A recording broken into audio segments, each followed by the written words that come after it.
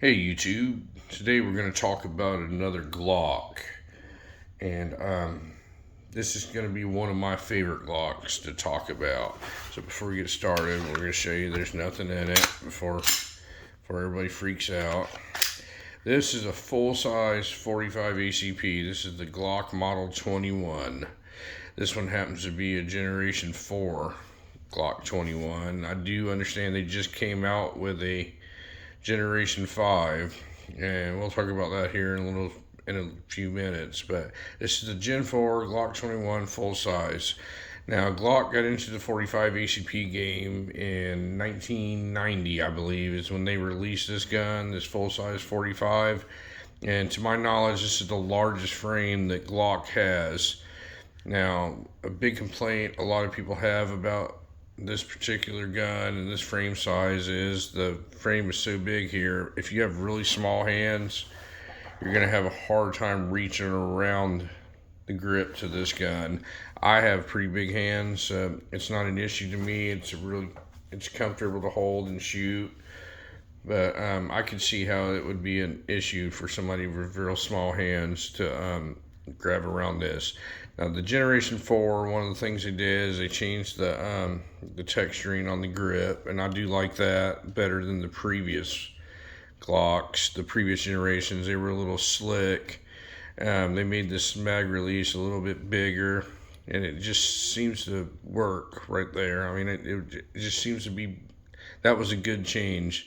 But one of the things they also did is they added the ability to put back straps on it. And when you buy this thing in the box, comes these little plastic back straps to make the grip bigger. Or one of them has like a little beaver tail thing here, and I don't know why you would need any of that. I've never used any of those back straps that come with any Glocks. I just leave them how they are. But so they got into this game in 1990, and in my opinion, that's the day that Glock became cool. When they started making a 45. I use this gun only for range use. This is never going to be a concealed carry gun due to the massive size that it has. Whenever you have a double stacked 45 ACP gun, you're going to have to sacrifice some size. It's going to have to be a little thick to make up for those big rounds that stack in there. Now, this gun holds 13 rounds in the magazine. So it's a 13 plus 1 capacity, which makes 14. I think that's pretty cool for a 45 ACP. It's a lot of 45s. A lot more time shooting, a lot less time loading. And I don't like loading Glock mags. They're pain in the rear to load unless you use some type of speed loader or something. And they do give you one that comes in the box, but it's kind of a subpar one. But anyway, this gun's a really, really sweet shooting 45 due to its size. It's got really good balance in it. It handles the 45 ACP recoil really well due to its large size and all that. Now, the Generation 5 guns, I don't know. I haven't seen a 45 one yet, but they beveled the front of the slide off to make them not as blocky looking and allow them to go into holsters a little bit more. This one's pretty squared off and all that. I don't know if they did that with the Glock 21 or not. I haven't seen one yet. Another thing that they did is they added serrations like this to the front, which this is just a personal preference. I don't like the front serrations on the Glock. It just doesn't look right. I like this traditional look that they have, because one thing about Glocks is they all look the same.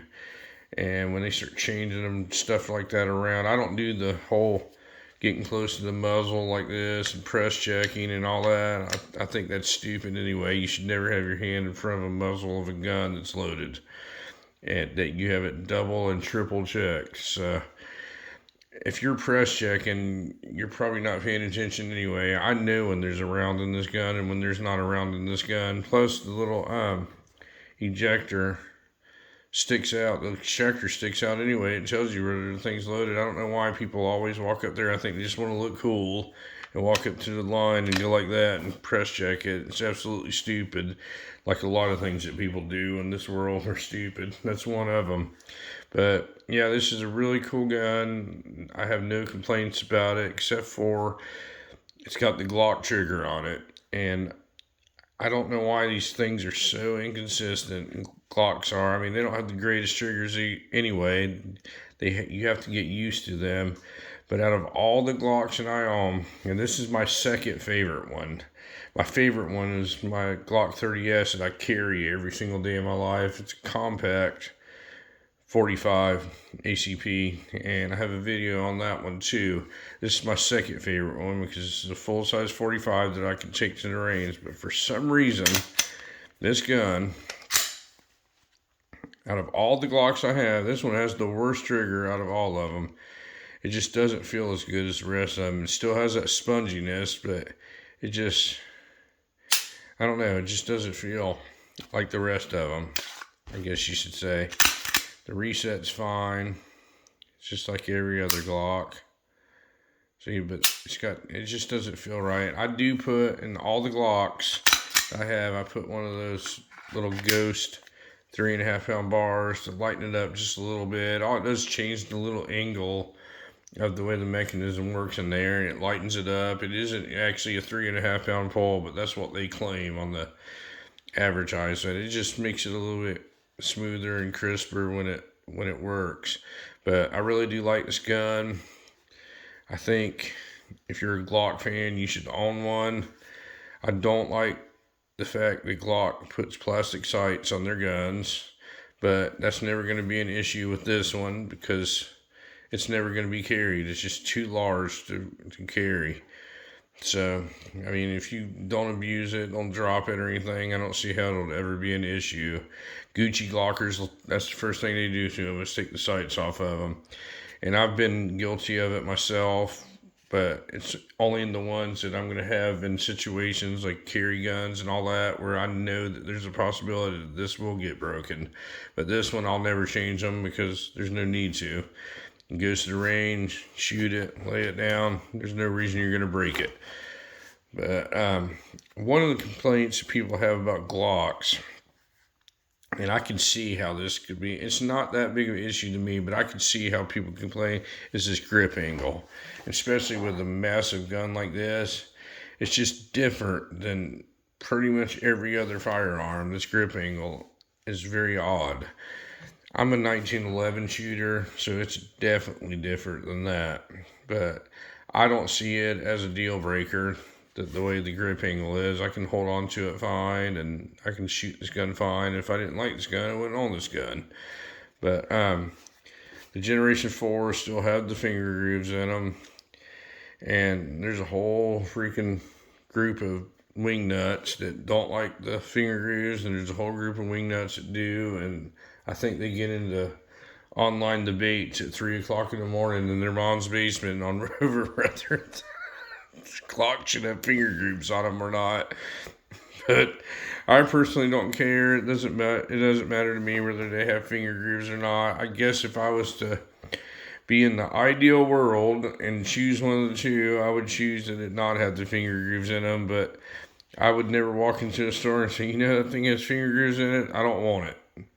Now, as far as the Generation 5, like I said, I don't know.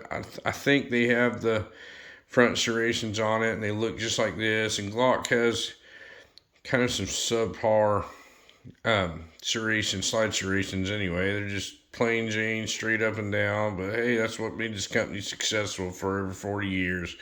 There's nothing you need or nothing you don't need on these things, and everything you do need on things, and they always work. I've compared Glock pistols to hammers for years. They're tools. They work. That's what they do.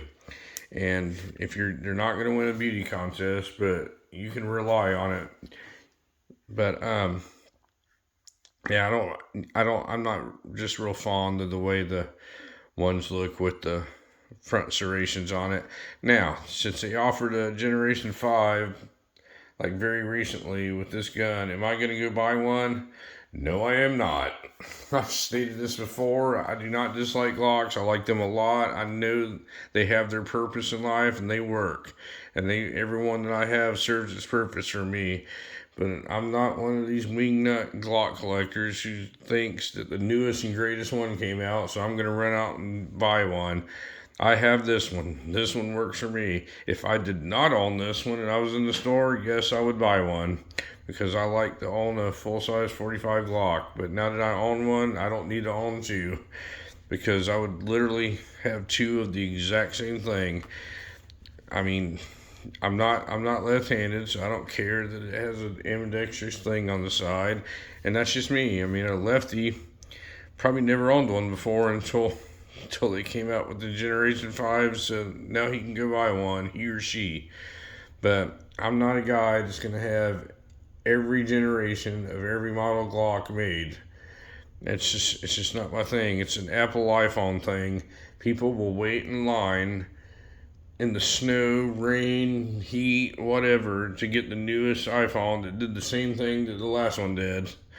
So I'm not that guy. I did want one. I do like the full size 45 Glock. I went and got one, and the one that I have is sufficient for me. I have actually shot it quite a bit through this gun, and I can tell you I have no complaints, no regrets for buying it or anything. I do like the full size 45. I just got another full size 45 that I did a quick overview on, and we'll do a more in-depth one here at a later date that will give this thing a run for its money, because I think this was the king of them all there for a while in full size 45 ACP in reliability and capacity. I think this one ruled the farm for a while. But anyway, if you have any questions or anything on this thing, I mean, there's not a lot to say about it. It's a Glock, it works, it's awesome, and it's ugly. If you have any questions, feel free to ask. If I know the answer to it, I'll be happy to answer it for you. If I don't, I'll try and find the answer for you, or I'll just simply tell you I don't know. I'm not a Glock expert. I'm not a Glock collector, and I don't know all the little generational changes and all that, but I knew some of them. I knew enough to be dangerous, so I'll try to answer any question that you have, and you folks have a very great day, and thank you very much for watching my video.